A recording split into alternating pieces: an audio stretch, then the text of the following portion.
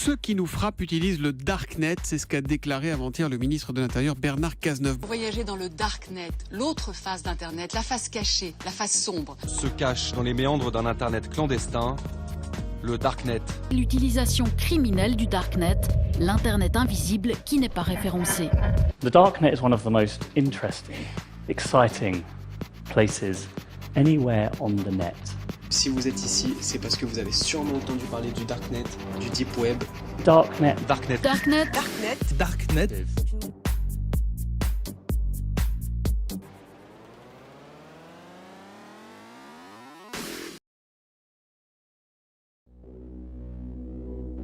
Darknet, réseau anonyme. S'y rend celui qui ne veut pas être observé. Rien de compliqué dans le processus, il suffit d'un ordinateur et d'un logiciel, le fameux Tor. Les pages se terminent en .onion, l'oignon symbolisant toutes les sous-couches d'Internet. C'est lui qui vous garantira un anonymat en cryptant le signal qui vous renverra vers d'autres adresses IP.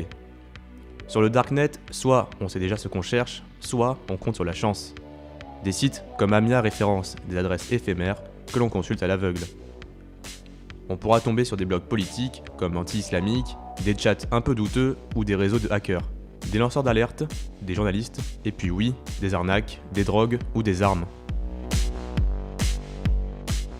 La définition du Darknet, c'est normalement un petit groupe de personnes qui forment un réseau.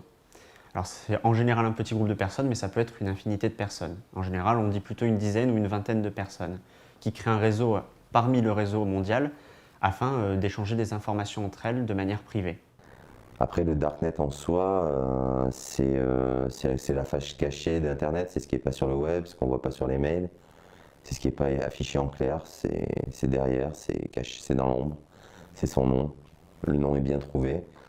Maintenant, est-ce que Dark fait peur? Est-ce que les gens ont peur de leur ombre? C'est vrai que dans les médias, on entend beaucoup parler de trafic d'armes, de trafic de drogue, ce genre de choses, pédopornographie, des choses comme ça.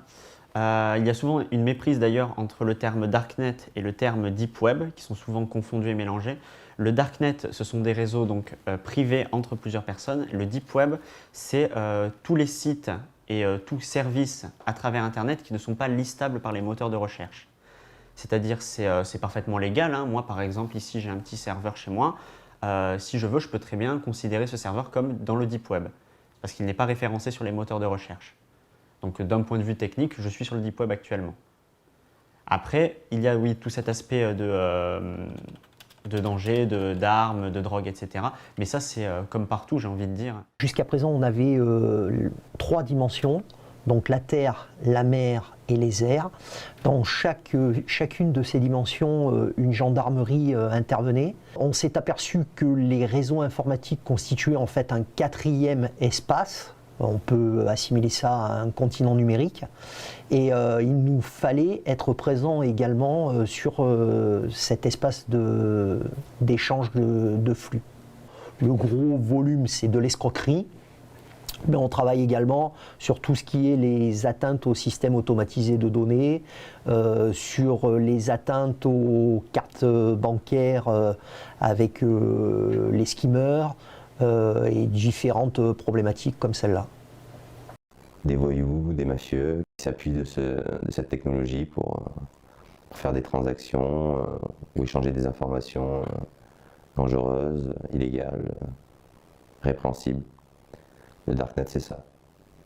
On peut se retrouver avec certaines sociétés qui travaillent sur des projets importants, qui valent cher, qui ne doivent pas être connus de tout le monde. Et ça ne sera pas forcément le Darknet en soi, mais ils utiliseront les mêmes technologies qu'on rencontre sur le Darknet. Mais notamment, il peut y avoir des personnes qui sont des lanceurs d'alerte, par exemple.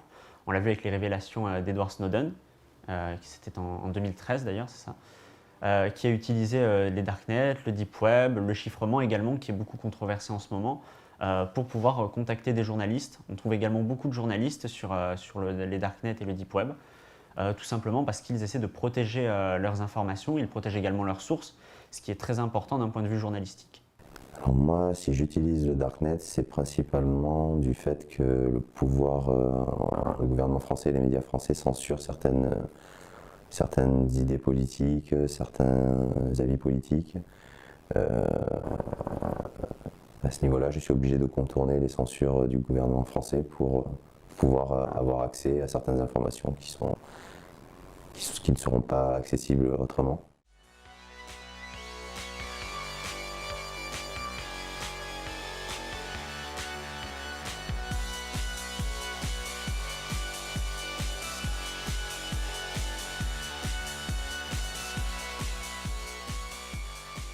Plus le gouvernement sera répressif au niveau de ses citoyens, et plus la population aura tendance à utiliser le Darknet. Moins il y aura de contrôle, moins le Darknet sera nécessaire. Donc actuellement, si le Darknet est de plus en plus utilisé, c'est parce que le gouvernement est de plus en plus répressif. Il n'y a pas d'autre raison, c'est la raison la plus simple. Plus il y a d'interdictions, plus on se cachera. Aujourd'hui, on est de plus en plus sensible, du moins la population est de plus en plus sensible à ce que l'on appelle la surveillance de masse, qui a été généralisée dans beaucoup de pays, la Grande-Bretagne en premier, puis les États-Unis qui en parlent beaucoup, et c'est arrivé récemment, ça fait un an et demi en France.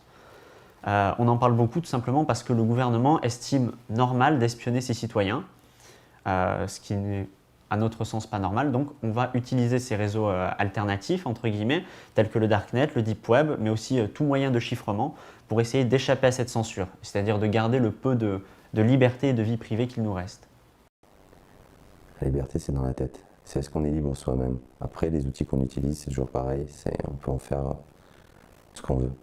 Si on se met soi-même des limites, certaines personnes considèrent ça comme une perte de liberté, d'autres comme un respect des libertés des autres. Mais la liberté, c'est vraiment dans la tête. Tor n'est qu'un outil qui permet d'accéder donc à ce web profond, mais l'usage en lui-même de l'accès à ce continent numérique n'est pas interdit.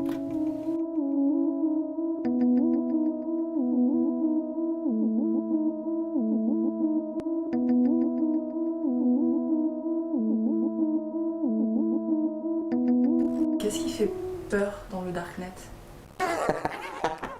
Rien. C'est l'humain qui fait peur. Le Darknet ne fait pas peur. Souvent, ce qui est incriminé, c'est le Darknet, etc. On devrait censurer, on devrait couper. Le problème, c'est que c'est censurer un outil, alors qu'il faudrait non pas limiter les outils, mais les personnes, en fait. C'est pas un problème tant technique que social. C'est surtout social. Le côté clair du Darknet ne peut exister sans son penchant obscur. S'il gagne en popularité de jour en jour, c'est peut-être parce qu'il promet une liberté totale, comportant ses risques, mais aussi une créativité nouvelle.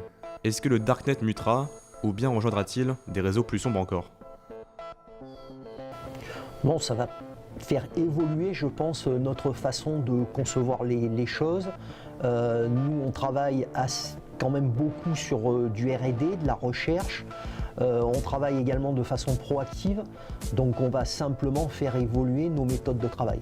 Le Dark Web n'est pas un web alternatif, il fait partie du web justement. C'est juste une autre partie, mais c'est le tout qui forme Internet tel qu'on le connaît aujourd'hui. Donc ils ne vont pas se rejoindre, ils vont continuer de rester indépendants, de par leur définition, mais ils vont continuer d'évoluer, c'est sûr, c'est inévitable. Si tout le monde se met à utiliser le Darknet, ça ne sera plus le Darknet. Il y aura un autre Darknet encore plus caché qui risque d'apparaître. Ça c'est sûr, parce qu'il y aura toujours des personnes qui auront besoin de s'isoler le plus possible pour continuer à faire leurs gentilles choses, leurs méchantes choses. Il n'y a pas de...